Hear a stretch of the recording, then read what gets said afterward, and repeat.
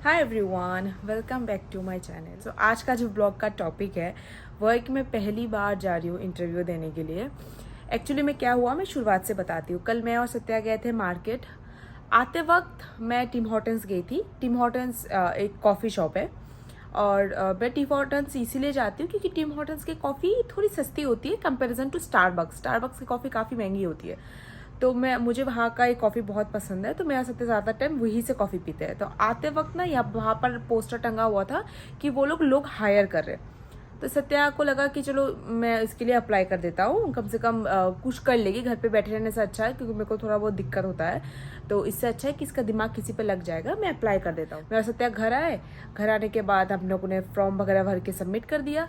अब मुझे आज 11:40 के आसपास मुझे मैसेज आया कि मैसेज में ये लिखा हुआ था कि वो लोग मुझे कॉल करना चाहते हैं 12:30 के आसपास। तो मैंने भी रिप्लाई में लिख दिया ठीक है ओके। तो मुझे कॉल आया। मुझे जो सवाल पूछे गए, आप कहाँ रहते हो, आप अभी क्या करते हो, और जिस टीम हॉर्टन्स का उन लोगों ने एड्रेस मतलब मुझे बोला गया, वो वहाँ से मेरे घर का डिस्टेंस कितना है।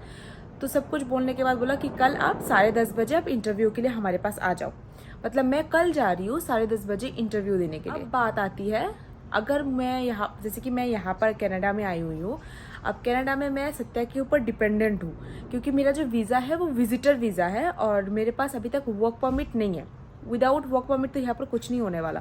आपको झाड़ू पोछा करने के लिए भी कोई नौकरी नहीं देगा। अब दिक्कत ये हो जाता है, मैंने वर्क परमिट अप्लाई किए हुए मुझे 3 महीना हो चुका है, पर अभी तक उसका कोई रिस्पॉन्स नहीं है। मैं थोड़ी देर पहले सत्या को फ़ोन करके बोली कि ऐसा ऐसा है और मुझे क्या करना चाहिए। तो बोलते हैं कि तुम जाओ, तुमको कुछ सीख मिलेगा, कुछ नॉलेज हो जाएगा, कुछ नहीं तो कम से कम एक इंटरव्यू का एक्सपीरियंस ले लोगे और क्या पता कोई सोल्यूशन निकल जाए।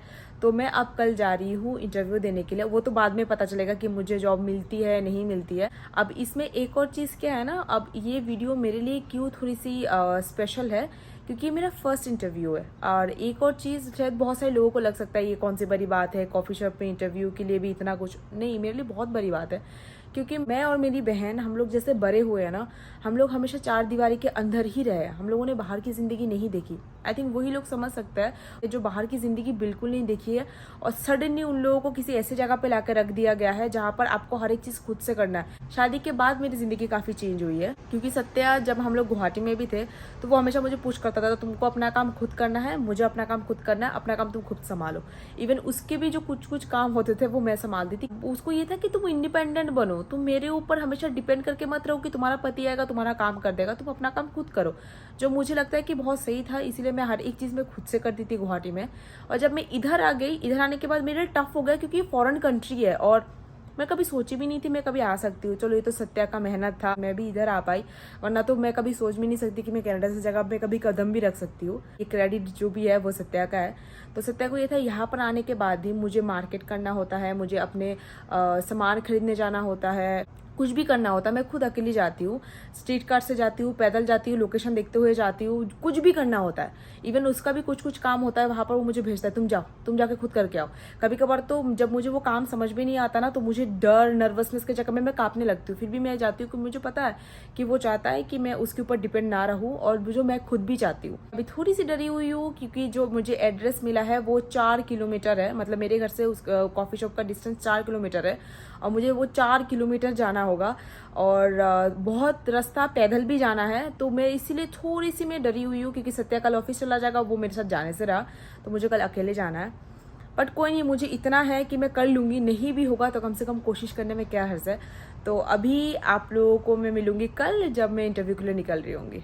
डे 2 और मैं हो चुकी हूँ तैयार। अभी मैं निकलने वाली हूँ इंटरव्यू के लिए। विदाउट वर्क परमिट किसी का जॉब मिलने से रहा, बट फिर भी मैं अपना कोशिश करूँगी, कुछ नहीं तो एक्सपीरियंस हो जाएगा। बट लाइफ का मेरा पहला इंटरव्यू है। मैं बहुत ज़्यादा एक्साइटेड भी हूँ, थोड़ी सी डरी हुई भी हूँ। ज़्यादा टाइम वेस्ट नहीं करती हूँ, मैं निकल जाती हूँ। वैसे भी 9 बज चुका है और 10:30 मेरा इंटरव्यू है, तो मैं चाहती हूँ कि मैं 1 घंटे के अंदर अंदर मैं पहुँच जाऊँ टाइम से पहले। तो अब निकल जाती हूँ। मैं निकल चुकी हूँ घर से और मैं वेट कर रही हूँ स्ट्रीट कार का।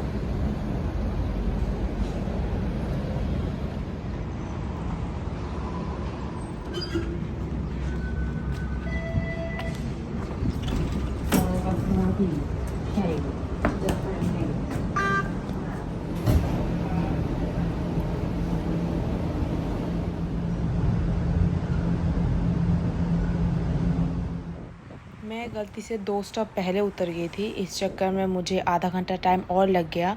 मुझे पैदल वापस घूम के आना पड़ा और मुझे स्ट्रीट कार, अगर मैं अभी स्ट्रीट कार के लिए वेट करती तो मुझे बहुत टाइम लग जाता। तो मैं लेट हो चुकी हूँ कहीं ना कहीं, तो मैं भाग रही हूँ।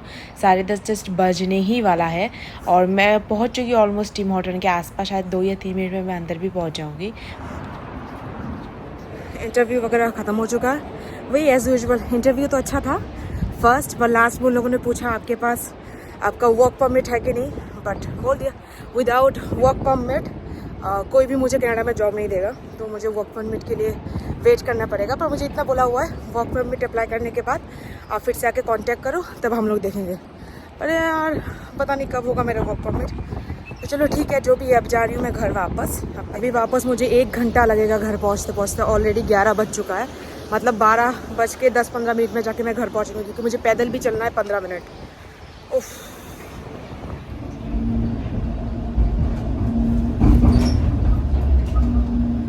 घर आके मैंने नहा धो के मैं फ़्रेश हो गई और मुझे आए हुए बहुत टाइम हो गया। मैं ये शूट थोड़ा लेट कर रही हूँ।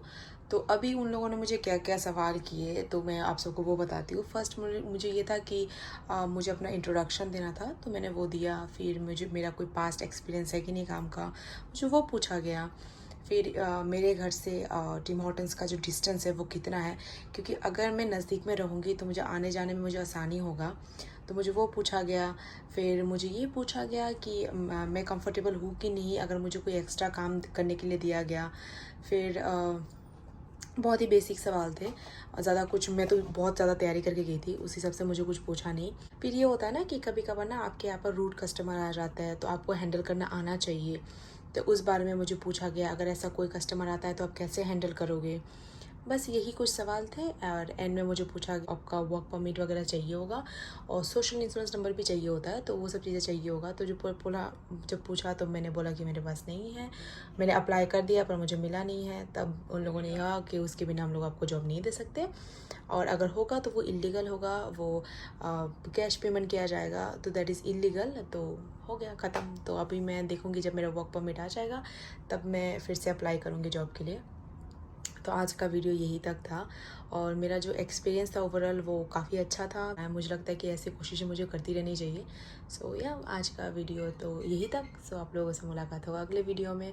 और अगर आपको मेरा आज का ये वीडियो अच्छा लगा तो please don't forget to like, share and subscribe to my YouTube channel. So bye.